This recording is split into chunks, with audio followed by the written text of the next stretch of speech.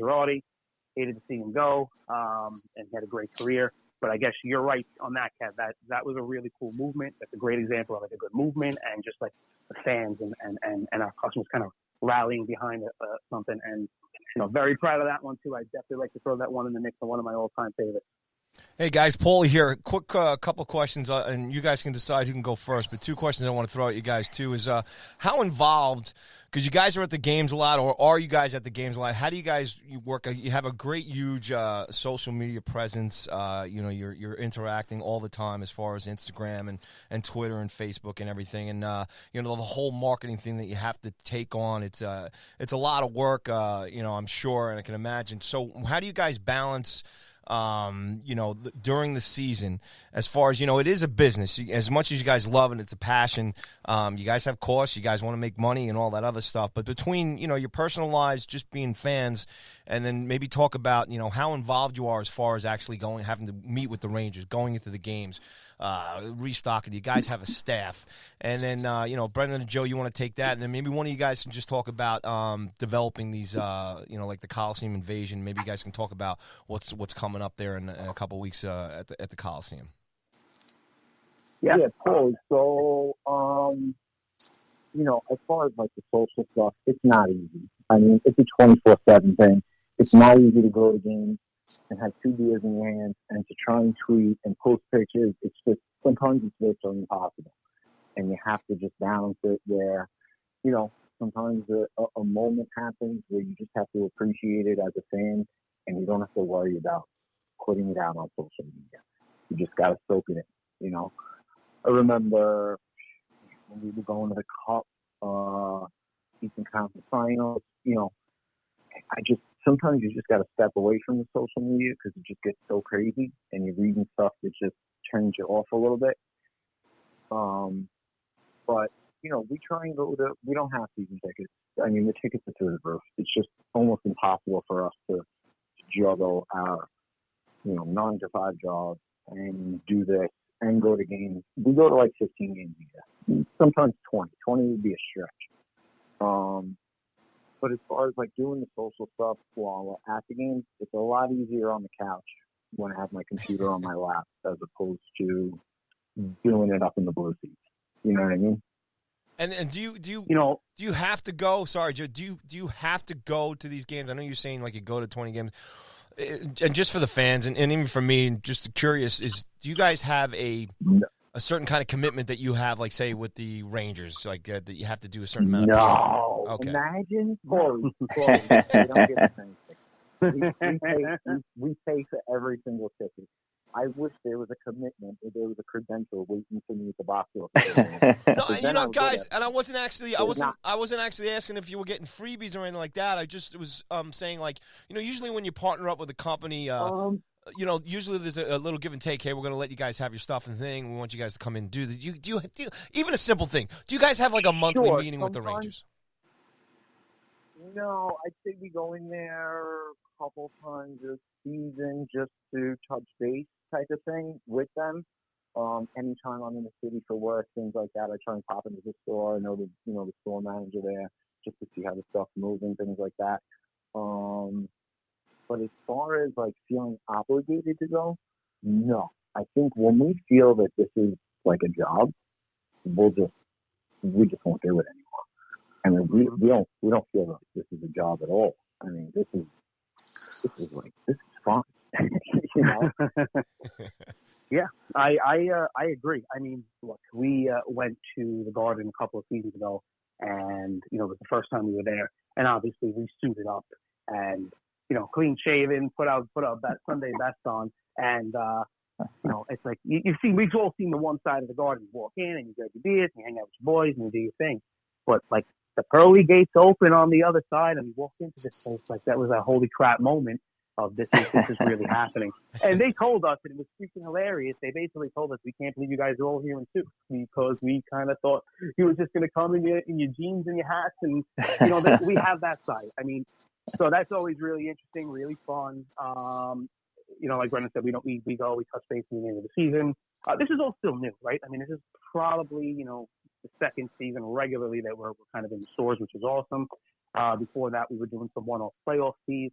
the thing that really works with us is we are, I think that they feel that, like you said, we have the finger on the pulse, and it kind of, look, it's not a big secret. We know that it kind of went a little corporate, a couple of years back, and it's kind of been the thing that's going around on Twitter where it's not as what it once was, the old blue seats and the old crazy people with the $20 tickets. And I think that they really saw the value, which was great for us, of kind of bringing the way it used to be back a little bit. And if they can kind of still keep their old school diehard fans to have a lot of fun and get a little rowdy and enjoy themselves, as well as keep their corporate side, I think it ended up being why we've been so successful and why they are really happy to work with us. And then the other side of that is, or with that is, look, not to take away from any of the other corporations that are in there selling merch, but we try to be as adaptable or as approachable, I should say, as we can. We want to be available to them. We want to provide them something different, really talk to them in depth about the team differently than they may get from other companies. And I think we found our niche with that, and I think it's been really, really successful since. So I don't know, it's a very long-winded answer to your question, but no, it's good I hope stuff, I answered it a little bit. Yeah, I give the Rangers a ton of credit for embracing, your brand and you guys. And, I think that was a real smart decision on their end to bring you guys in. I agree 100%. And, I felt like when they did that, I felt like, and I'm sure a lot of your customers did as well. And, that we all sort of made it, when you see, you guys made it. I was so happy to see that was happening. I was so, happy for you guys. It was really a great moment. But, beyond obviously the shirts and the arena invasions and whatnot, I know you guys get involved with a lot of sort of philanthropic endeavors. And I know you guys are sort of collaborating with the FDNY hockey team on something that's coming up. Why don't you guys sort of talk about that? Brian, you want to take that? Go ahead, Joe. Go ahead. I feel bad. You hogged all the good time. You left me with the trash. No, I'm kidding. So I guess on the FDNY NYPD game, this is something we became very friendly. Brendan's brother is was FDNY guy out in Queens. We became very friendly online with a gentleman who kind of runs the team, and kind of they also had their merch, and we were trying to. They came to us and said, hey, maybe you can kind of just help us and show us a little bit of how this all works. And we were super happy to do it. The guy ended up being a fantastic guy. To which then, learning a little bit more about what the FDNY does and the hockey team and the Ray Pfeiffer Foundation, which you guys probably saw in news a couple months back. It was the fund for 9/11 and those guys, those first responders who always went down there, and kind of came to us, or we forget who came to who with the idea, but it was this joint collab of let's just put out it's at the Garden. Let's put out you guys have a good pulse with the Ranger fans and MSG. Let's do this shirt that we can kind of raise this money for this great foundation of the Ray Pfeiffer Foundation. And it's, we didn't have a lot of time to do it. And it really, really took very quickly. We were able to raise a ton of money to give back to the foundation, gave them a very nice check and a lot of support. And then with that, we spoke to the guys who run the NYPD team. We have a couple friends that play for both teams that we grew up playing hockey with. And kind of told them we were doing FDNY. I was like, no, we're in. Let's do this together. And we kind of did this 2 shirts, PD side and FD side, and it was great. And we were really, really fortunate enough to kind of raise some good money to some really good foundations, and we're looking forward to doing it again.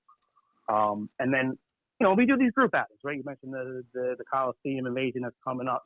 It's just an opportunity. First of all, that place is a dump of what it was. It's not so bad right now, but I miss it. It was our home away. It was an extra couple of home games a season, and we really always enjoyed our time there. It's a great place to get rowdy. The crowd is, those games, especially in a small building, was just super loud. It was ruckus, and we missed that. You lost that when you went to Brooklyn, and I'm glad to. I'm not a fan of the team by any stretch, but I'm glad to see them back a little bit because we get to experience what we're going to experience next week, which is just a little bit of tailgate and a little bit of having a good time. And I'm really looking forward to that. And again, it's just another opportunity to kind of get some Ranger fans all together, sit together, and not have to worry about too many things, and really enjoy yourself. and hope pick up a couple of points on these guys. Absolutely. It's great stuff. Once again, everybody, we are talking with Brendan and Joe from We Bleed Blue. These guys have been great coming on the show with us here today, and it is all great stuff. I mean, it's I love seeing, like I said, you guys over the year kind of grow, and I think you guys started something. There's other teams and other fan bases who've kind of, I think, taken your lead, definitely locally and across the country here in terms of developing these custom kind of. You have to be creative, obviously, with licensings, and you got to touch a nerve with the fan base and everything. And you guys nail it. We love it, and we love you guys coming on here. So let's real quick and continue success, guys. There's no doubt about it. We're definitely going to have you guys back on, and we'll talk more about the stuff. Thanks, Paul. Well, look, that. what me and KD want to do right now before we let's take the next few minutes here and let's talk about the team, and I'll hit you guys up here, get things going here in terms of what you think of. You can go back to the letter. We don't maybe want to go back that far, but. Me and Kevin have been talking about the roller coaster, the rebuild here, the ups and downs. Obviously the surprise with Chesty going in Nets last night and stuff. But, Joe, maybe you go first and send it over to Brendan, and then Katie will give you the next question. But, just take us real quick. What do you think of this team and where the team is going as a direction right now? Obviously being, longtime fans like myself and Kevin. Right. Well, I'll start with this. I'm a Yankee guy, and I've been involved, around a lot of wins and great seasons. So I'm always in that win now mentality, right? And look, it's interesting. It's tough. They're in this kind of purgatory state right now. I'm not really sure we'll make heads or tails of where we're going. I will say this: I was a little disappointed when we want to go back to the letter situation. Look, it was a tough time. Things weren't going our way. Personally, I still feel that team still had a little bit left of maybe giving it another go. Obviously everybody else seems to think a little differently, and that's fine. But in terms of the way the team's going now, I'm optimistic. I think this year, listening to your last couple of podcasts here, you guys are talking about this a little bit too. I'm not sure where they're going, but I do feel that no matter what happens, anything good that comes out of this season is beneficial. I think we're close enough to make a little run, put together a couple of wins in a row, 3 out of 4. Makes a big difference, and it's amazing the temperament of the fan base and the teams of when you mix in a couple wins, and you shake things up a little bit last night with Chesty going in, and it was great. Do I feel bad for Georgia? Sure, but I'm not.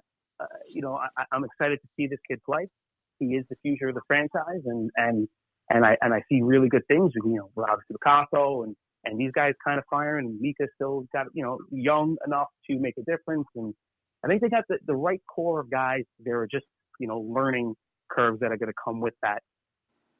You guys were talking about a little bit of the trip to Calgary and kind of a couple of losses in a row there. And yeah, it's tough to watch those games, but I do feel that you string a couple of wins together, it kind of changes the feel and the vibe. And with these next couple of weeks coming up, these are some really big games that you guys touched upon.